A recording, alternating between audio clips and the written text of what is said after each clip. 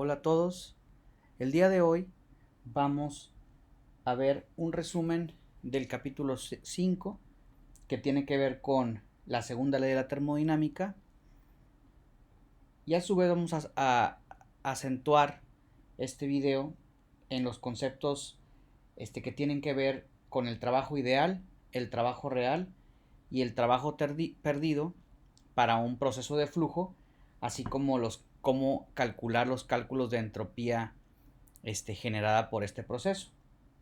Y finalmente veremos algunos problemas para solucionarlos que toman a consideración algunos de estos conceptos.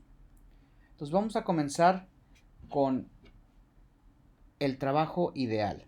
Y para entender el trabajo ideal tenemos que ver que para cualquier proceso de flujo, si nosotros tenemos un proceso de flujo y este proceso de flujo se encuentra en estado estacionario, asumamos por ejemplo que tenemos este proceso, tenemos un proceso de flujo, el cual cambia de una condición 1 a una condición 2. Entonces nosotros podemos tener dos situaciones. La primera es que ya sea que obtengamos trabajo de flecha, o que necesite el proceso un trabajo que se le que se le suministre para llevar a cabo este cambio entre 1 y 2. Entonces, si nosotros tenemos un proceso que necesita trabajo, entonces hay una cantidad mínima total que se debe de consumir para lograr este cambio de estado. A su vez, si nosotros tenemos un proceso en donde obtenemos ese trabajo de flecha, entonces hay una cantidad máxima que podemos obtener de trabajo a raíz de que se pasa de este estado 1 a este estado 2 en este proceso de flujo, ¿sí? Y entonces todo esto se lleva a cabo dentro de un volumen de control que es este de aquí.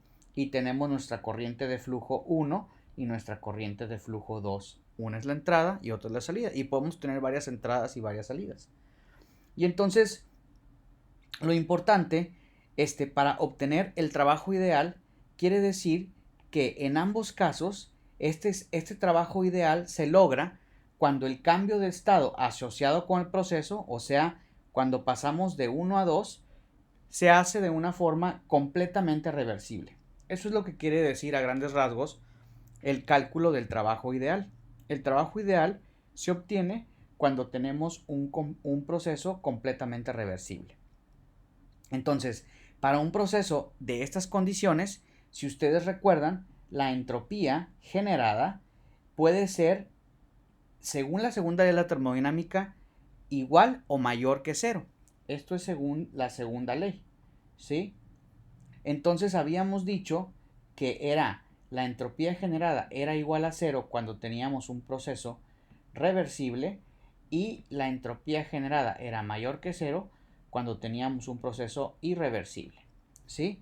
Entonces, como nosotros vamos a analizar el concepto de trabajo ideal y nuestro proceso es completamente reversible, entonces esto quiere decir que nuestra entropía va a ser igual a cero. Y entonces, si analizamos la ecuación que vimos anteriormente para un proceso de flujo en donde se involucra la entropía, ¿se acuerdan que teníamos la entropía que tiene que ver con las corrientes de flujo de entrada y de salida, y después la entropía que tiene que ver con la entropía que se libera o la entropía que entra debido a una absorción o a una liberación de calor hacia el entorno, ¿sí? Entonces esto es la Q de liberación de calor y estos son los diferentes entornos que tenemos en el sistema, ¿sí? Y esto va a ser igual a la generación de entropía de nuestro sistema. Entonces, podemos simplificar esta ecuación si tuviéramos solamente una frontera, ¿sí? ¿Qué quiere decir esto?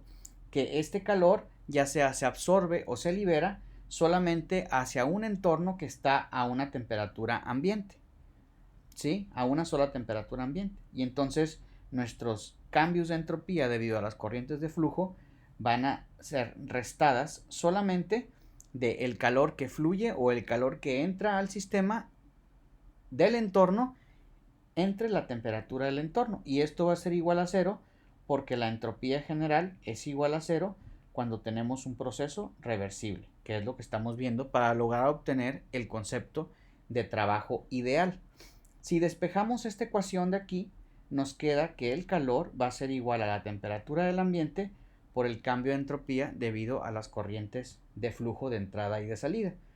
Y entonces, si nosotros proponemos o obtenemos la primera ley de la termodinámica que vimos en el capítulo 1 para procesos de flujo, en donde tenemos estos procesos que son los términos de energía,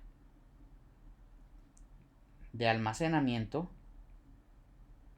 y estos que son los términos de energía, que es el calor que fluye y el trabajo de flecha que obtenemos o que se le pone al sistema, esta es la energía en tránsito.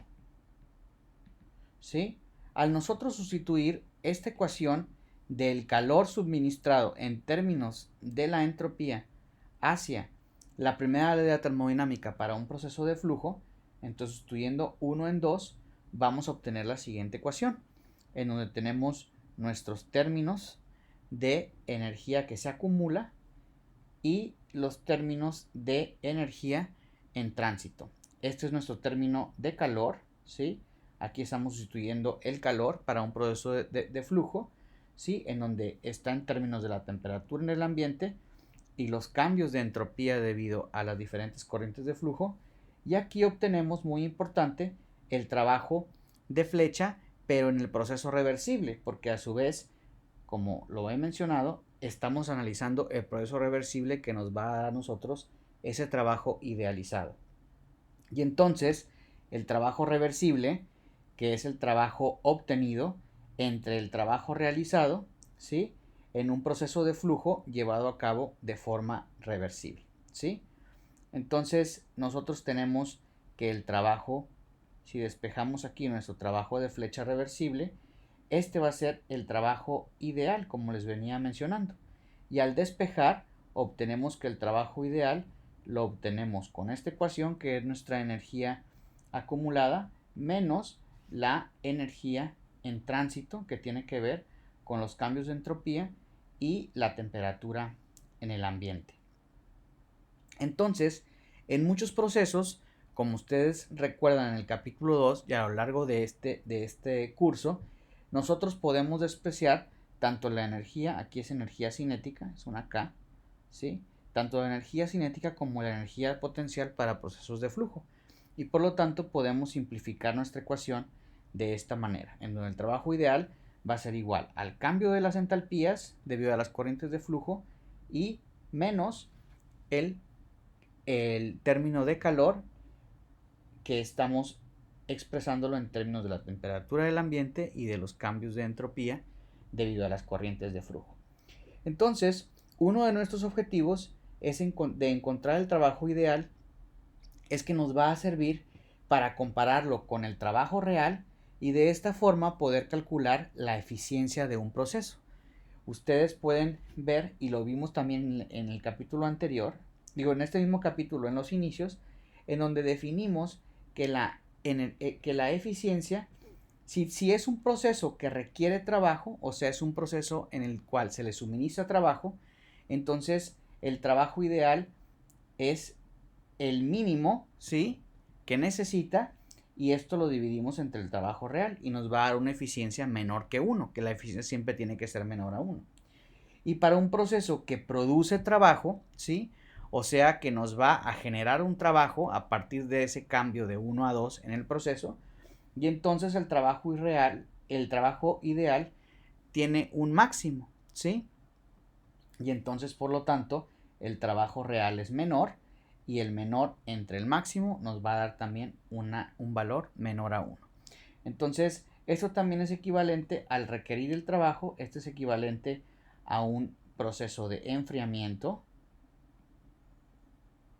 ¿sí? Porque requieres trabajo para enfriar un sistema, y esta es la máquina térmica que hemos visto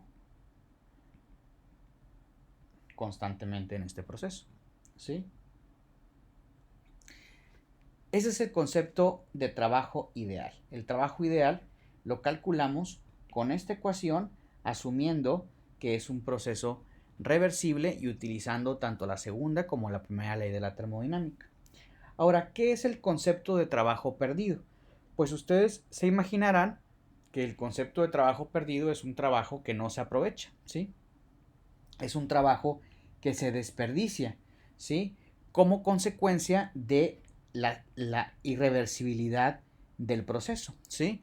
O sea, el proceso a ser irreversible nos ocasiona que el trabajo que obtenemos es menor al trabajo que realmente producimos, pero que una parte de ese trabajo se desperdicia, ¿sí? Entonces, el trabajo que se desperdicia o el trabajo perdido va a ser igual al trabajo real que obtenemos menos el trabajo ideal, ¿sí? Entonces, ese es el trabajo que nosotros desperdiciamos, el real menos el ideal. Y entonces, aquí podemos ver nosotros estas dos ecuaciones que nos determinan cuál es la ecuación para obtener el trabajo ideal y el trabajo real. Si ustedes recuerdan, esta ecuación la acabamos de ver para un trabajo ideal, en donde simplemente aquí este concepto tiene el término de calor reversible.